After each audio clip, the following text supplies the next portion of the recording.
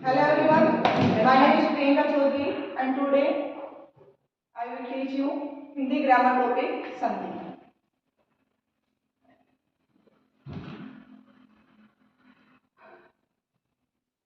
सबसे पहली बात आती है संधि की परिभाषा की कि संधि किसे कहते हैं। लिख देती हूँ यहाँ पे मैं दो वर्णों के परस्पर मेल से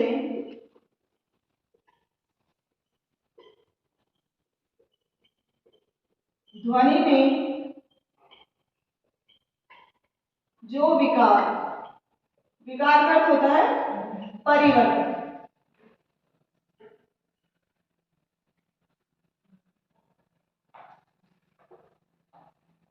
उत्पन्न होता है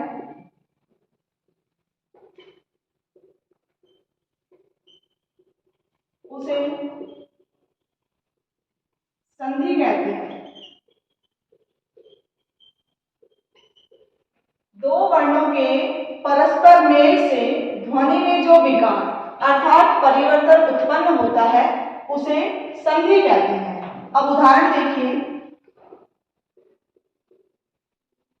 मैंने यहां लिखा हिमालय।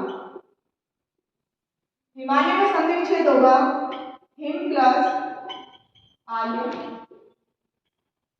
मैं में यहां पर स्वर है ए और सामने यहां पर स्वर है आ, तो ये दो वर्ण हो गए। वर्ण में स्वर भी हो सकते हैं और व्यंजन भी। तो यहाँ पर ए और आ दोनों स्वर है, तो ये दो वर्ण हो गए।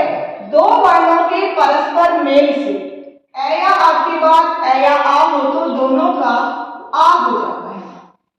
दो वर्णों के परस्पर मेल से ध्वनि में जो परिवर्तन अर्थात जो विकार उत्पन्न हुआ है ए प्लस आ से क्या बना है आ, यही हमारी कहलाती है संधि। अब देखिए चेक करते हैं कि हमारा आंसर सही है या नहीं। यहाँ हिम में मैंने हलंत लगा दिया मैं, क्यों? क्योंकि इसमें जो ए स्वर था वो हमने निकाल लिया और जो व्यंजन वर्ण होते हैं वो हमेशा स्वरों की सहायता से पूरे होते हैं। तो मैं अब कैसे रह गया है आधा। प्लस में जो परिवर्तित होके आया है क्या आया है आ, प्लस में जो बचा है आ हमने यहाँ पर यूज कर लिया, बचा है ले, इसको यहाँ पर लिख देंगे। अब देखिए ही का ही मैं कैसा है आधा, सामने क्या है आ क्या है स्वर। और मैंने अभी बताया था कि जो व्यंजन वर्ण होते हैं वो हमेशा स्वरों की सहायता से पूरे होते हैं। तो मैं आधा है, सामने आ स्वर है, तो मैं में आ जाएगा तो बनेगा हमारा माँ और ले का ले, क्या बन गया हिमालय। एक एग्जाम्पल और देखिए, यहां मैंने लिखा है वागीश, संधि विच्छेद होगा वाग प्लस ईश। यहां क्या है कै, सामने क्या है ई। यहां पर कै व्यंजन है, सामने ई स्वर है। अभी मैंने बताया था दो वर्णों का होगा, वर्ण स्वर भी हो सकते हैं और व्यंजन भी। यहाँ कै के बाद ई होने पर यहाँ चेंज कै का होगा और कै का होगा व्यंजन।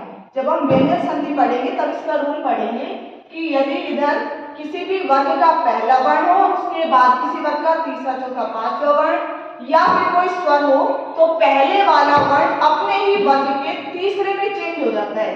तो कै जो वर्ग है उसका तीसरा क्या होगा कै कै कै, तो कै चेंज हो गया कै में। तो यही क्या है हमारी संधि, इन दोनों के मिलने से। यहाँ चेंज भले ही एक का हुआ है लेकिन इन दोनों के मिलने से हुआ है सिर्फ कै का चेंज। तो देखो भाई वा का वा, अब यहाँ हमने कै नहीं लिखा क्योंकि कै को हमने यहाँ पर लिखा था, तो जब कै यहाँ यूज हो गया तो सिर्फ हमारा वा बचा है।